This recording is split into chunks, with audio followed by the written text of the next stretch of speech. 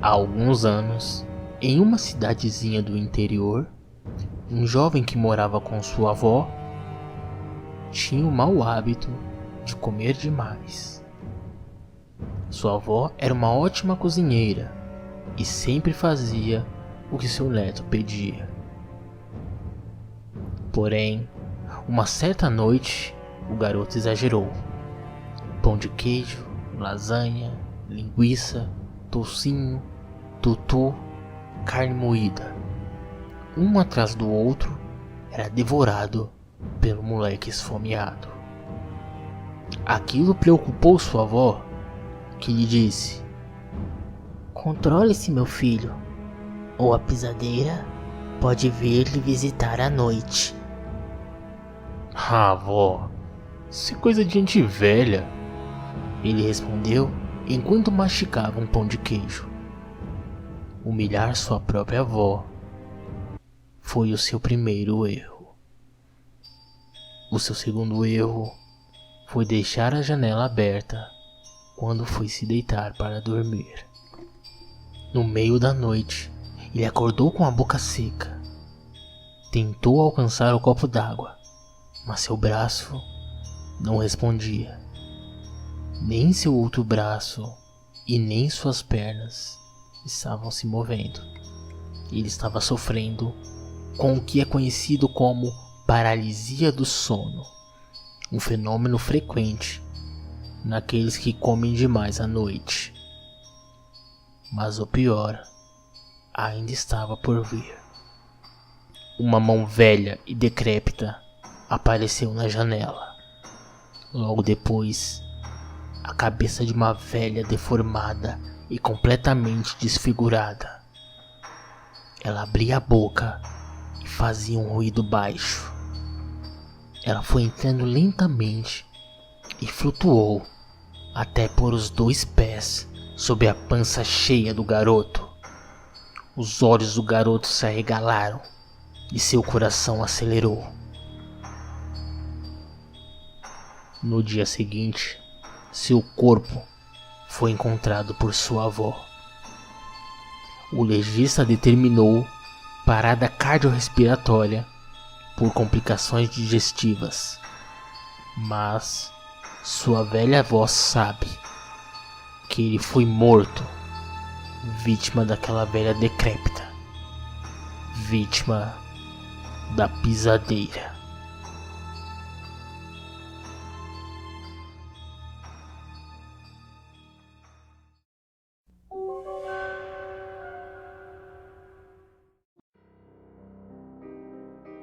No carnaval de 2006, em um dos bloquinhos de São Paulo, um jovem executivo que curtia a festa acabou esbarrando numa jovem moça por acidente. Ele se desculpou e começaram a conversar. Eles acabaram ficando e passaram o dia todo juntos. Até que quando a festa acabou, ele fez uma proposta a ela. Queria tê-la por completo na cama. A moça se assustou com a proposta a princípio e acabou negando. Disse que não era esse tipo de moça, mas o rapaz tanto insistiu que ela acabou aceitando. E eles foram a um belo hotel. Ele pegou os melhores vinhos e os dois começaram a beber. Dor e frio. No dia seguinte, o homem sentia, antes mesmo de abrir os olhos, uma sensação gelada, misturado à dor. Finalmente ele despertou e, ao abrir os olhos, se viu deitado na banheira coberto de gelo e com uma cicatriz mal costurada em seu corpo. O sangue escorria pela ferida. A mulher não só havia levado alguns de seus pertences, mas também havia levado o seu rim. Após esse episódio, casos muito semelhantes apareceram pelo Brasil, e a gangue dos ladrões de órgãos até hoje não foi encontrada.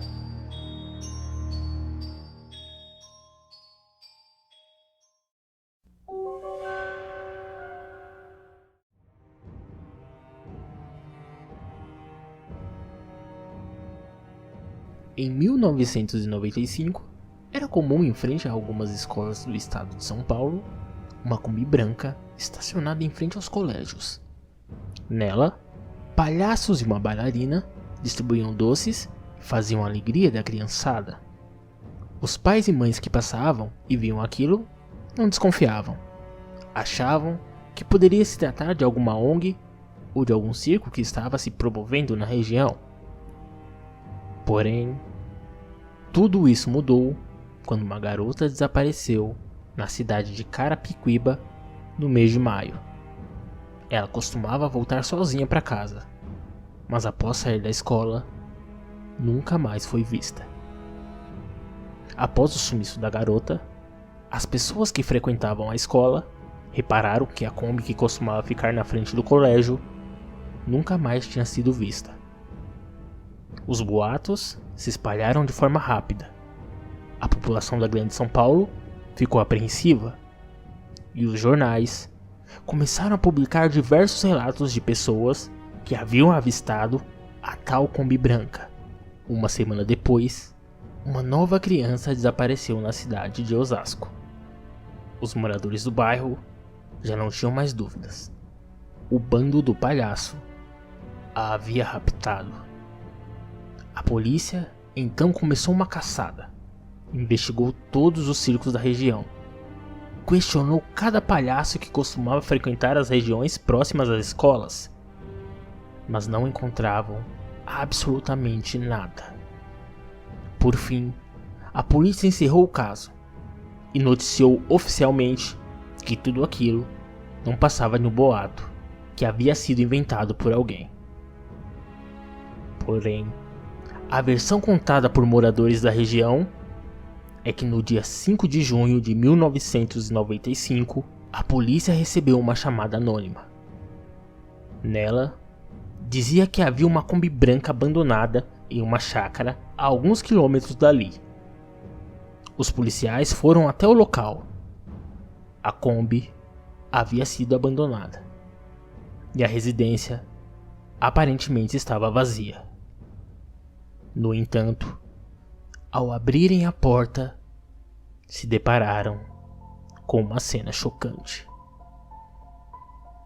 As duas crianças estavam mortas sobre um balcão e vários de seus órgãos haviam sido retirados. A polícia não teria achado digitais na Kombi ou na casa.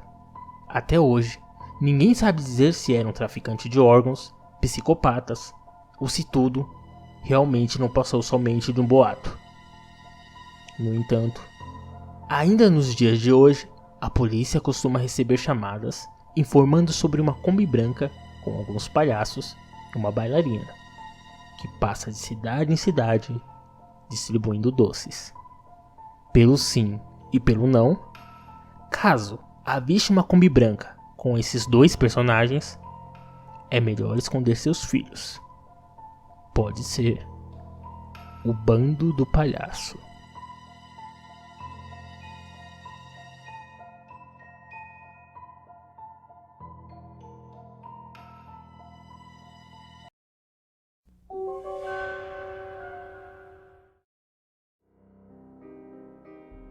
Há mais de 200 anos, havia uma fazenda de café na região de Barra Velha, município de Ilhabela, litoral norte de São Paulo. O dono desta fazenda era um velho coronel aposentado, de índole questionável e casado com uma mulher muito mais jovem do que ele. Depois do almoço, o coronel tinha o hábito de tirar um cochilo, e nesta hora, a sinhá se caminhava para o meio do matagal que rodeava a fazenda para se banhar na cachoeira. A cachoeira ficava a uma curta distância da propriedade de seu marido. No século XVIII, as fazendas de café funcionavam à base de trabalho escravo, e os negros eram propriedade dos barões. Eles eram marcados com argolas de ferro no nariz ou nos calcanhares, isso para garantir que não fugiriam ou se passariam por escravos alforriados.